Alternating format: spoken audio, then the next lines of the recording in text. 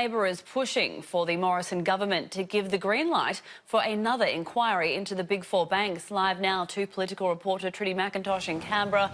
And Trudy, the Shadow Treasurer has backed the ACCC probe.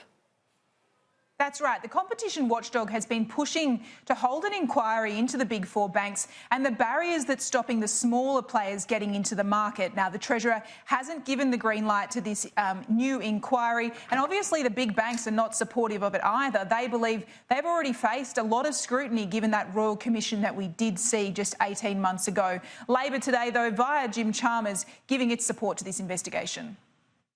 Yes, they should be given the green light to do all they can to improve the banking system and make it more competitive. And I think it's bizarre, but unfortunately not especially surprising from this government that Josh Frydenberg has so far refused to sign off on that, once again running a protection racket for the big four banks. The Royal Commission, which the Liberals resisted for 2 years and voted against 26 times, did a good job of getting to the bottom of some of the rorts and rip-offs in the banking system, but it wasn't principally about competition.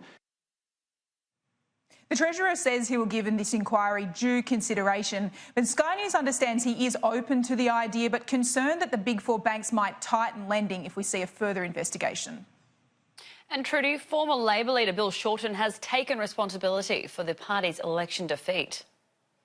He certainly has, breaking his silence once again in terms of what went wrong for Labor at the election. He says that in terms of himself personally, that he doesn't hold leadership ambitions anymore, but he does want to stick around in politics for another 20 years. On the policy front, he points out that Labor took a lot of damage off the back of policies like the franking credits policy. He believes there that the party was stretched too thin and therefore that was to blame for part of the party's election loss. Jim Chalmers also spoke on this morning. He's one of Bill Shorten's right faction colleagues and backed in Mr Shorten's comments. Well, I think there are a range of views about the tax policies we took to the election, and clearly we couldn't build enough support for them, and so we need to have a hard-headed look at them, and that's what Bill's reflecting. His views on the policies that we took to the election obviously carry a lot of weight.